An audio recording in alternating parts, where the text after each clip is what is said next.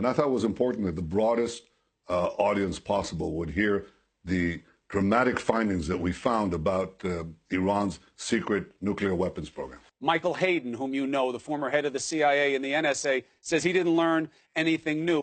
A yes-no question for you. Does Israel have nuclear capabilities and nuclear weapons? Yes or no?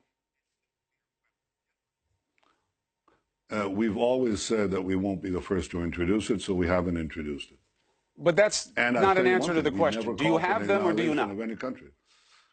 It's as good an answer as you're going to get. But what I'm saying is, if disclosure matters so much, what message does it send when you won't confirm something that is widely believed by the entire international community? How does that inspire the spirit of disclosure? I said that it's not the spirit of disclosure. It's a commitment, a specific written commitment by Iran as part of the deal to disclose what it has. Iran undertook that specific commitment. I understand, but you know what their take on it is that you won't even confirm that you have nuclear weapons when the world already believes that you do. Why? Why keep that quiet? Well, you can make all your assumptions. One thing is clear. Israel is not threatening the annihilation of any country.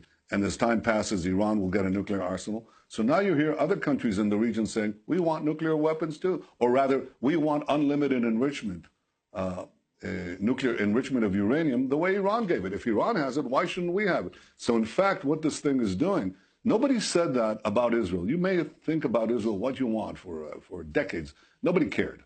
But as soon as they understood that this regime in Tehran, this murderous terrorist regime that wants to conquer all the Middle East and is sending its terrorist tentacles throughout the world, the minute they understood that it has a clear path to a nuclear arsenal, everybody now in the Middle East is trying to get their hands on nuclear weapons. Not a good idea. So if you want peace, the crucial thing is don't let Iran get a clear path to the bomb. That's what that deal does. And I think if you want to assure the peace and security of the Middle East and the world, you can't let that happen. Listen, you make a lot of strong points about that. Obviously, less is the only direction to go with nuclear capabilities, not more. And your points about the risk that Iran poses in the region, let alone with its nuclear capabilities, are well known and echoed by many of your allies. My point was just that if what we want is for people to come clean about things, everybody should be open and honest, and it will create a different kind of pressure on what kind of dialogue is expected. But your points are well taken, Mr. Prime Minister. It's good to have you on the show, Benjamin Netanyahu. Thank you very much for taking the opportunity. Thank you for having me.